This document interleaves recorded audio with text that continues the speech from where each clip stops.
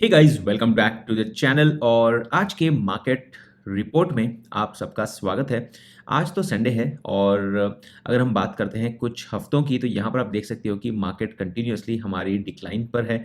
और हमने काफ़ी काफ़ी टाइम से मार्केट के अंदर कोई अपसाइड देखा ही नहीं है, because we have been following. And if I look at my larger structure of my setup, आप देख सकते हो कि जब हमने लॉन्ग टर्म के हिसाब से ट्रेंड लाइंस ड्रॉ की थी, so in fact it has been held and we are almost at a place जहाँ से it can be dangerous, it can be recovery zone.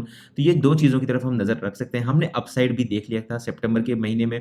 हमने सेंसेक्स में 86,000 का अपसाइड देखा था, विच वॉज सुपर अमेजिंग।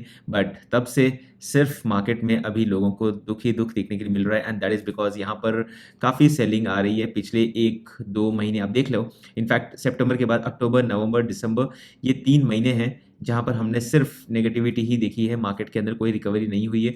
थोड़ा सा एक रिकवरी दिखा था initially, but then around Diwali times, but then उसके बाद कंटिन्यूस सेलिंग ही देखने के लिए मिल रहा है। And the worst part of all of this is that, let me highlight that to you about the overall market, कि हमने जो पिछले साल के महीने साल में हमने जब जून जुलाई के लेवल पे जब मार्केट को देखा था, हम उस लेवल के ऊपर आ चुके हैं। सो बेसिकली जून के लेवल के आसपास हम आ चुके हैं। अब ये इलेक्शन की ही रैली थी, वहां पर हम आ गए हैं। अब इलेक्शन के टाइम में आपको ध्यान हो तो एक बहुत बड़ा सेल भी देखा था हमने, वो भी अगर आया तो हम लोग 70,000 का लेवल भी टच कर सकते हैं, but then that's a longer perspective.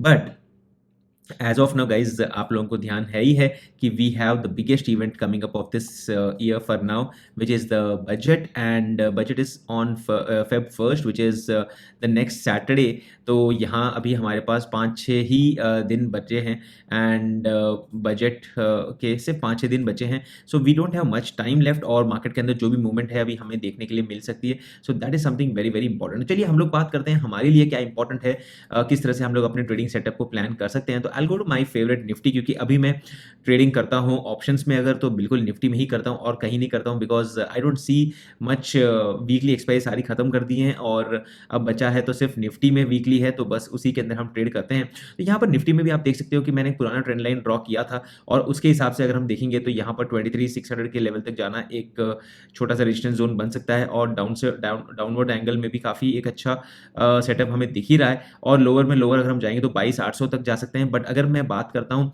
Overall एक लॉन्गर पर्सपेक्टिव या वीकली एनालिसिस के हिसाब से, तो I feel that I just share you some of these things, कि मार्केट इस जोन को बेसिकली 22,600 22,700 का जो जोन है, 800, इस जोन को ही एक सपोर्ट की तरफ फिलहाल के लिए मान सकते हैं हम लोग। और रेजिस्टेंस की बात करें तो हम लोग यहाँ पर 23,600 23,700 के आसपास की रेंज को से 1000 पॉइंट के अंदर ही मार्केट अपना मूवमेंट दिखाएगा। और considering we are moved away, अभी 2025 में आ गए हैं, आजकल मार्केट में 300 पॉइंट 200 पॉइंट निफ्टी में मूव करना एक नॉर्मल चीज़ बन गई है।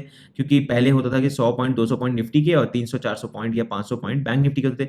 अब तो भाई साहब निफ्टी के ही, मतलब यहाँ पर आप देखो कि you have a good movement every intraday itself. तो let me talk about the last trading session, जिससे आपको थोड़ा और प्रैक्टिकल आइडिया आ जाएगा। तो let me go to the last trading session and highlight you what happened in that. तो यहाँ पर अगर हम बात करते हैं 24th की, तो आप यहाँ पर देख सकते हो 24th के दिन, मतलब which is Friday, this session market slightly नीचे खुला और वहां से कंटिन्यूस अपसाइड दिया था मार्केट ने। तो यहाँ पर अगर हम बात करते हैं तो आप देख सकते हो कि भाई साहब यहाँ पर जो लो था उसका उस दिन का 23,100 के आसपास था, और वहां से instantly it went all the way to 350, which is like 100 to 250 points का अपमूव दिया मार्केट ने within first 2 hours itself, and that was fantastic. मतलब आपको लगा कि भाई अब मार्केट यहाँ से बाउंस बैक देने के लिए रेडी हो गई है, जो हमारे पहले रेजिस्टेंस है सबको ब्रेक कर रही है। बट गेस व्हाट, उसके 2 घंटे के अंदर मार्केट वहां से फिर नीचे गिरी, and this time it actually touch 24,047, मतलब 23,347 से 23,047, मतलब 300 पॉइंट्स का टोटल डाउनफॉल किया। सो नेट टू नेट हमें यहाँ पर 50 पॉइंट नेगेटिव ही देखने के लिए मिले। सो विच मीन दैट अभी भी हम बेरिश मोड में ही हैं, और अलग अलग बैंक्स, अलग अलग सेटअप्स है, अलग अलग कंपनीज है जो बड़ा कंट्रीब्यूशन देती है निफ्टी में, इन सब के अंदर हमें यहाँ पर नेगेटिविटी देखने के लिए मिल रही है। तो Nifty net to net 113 point close हुआ था नेगेटिव।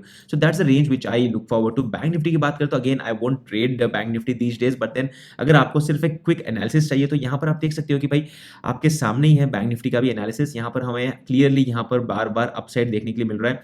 एक छोटा सा रेजिस्टेंस जोन बन चुका है 48,800। तो हम कुल मिला के 49,000 को एक रेजिस्टेंस जोन मान सकते हैं।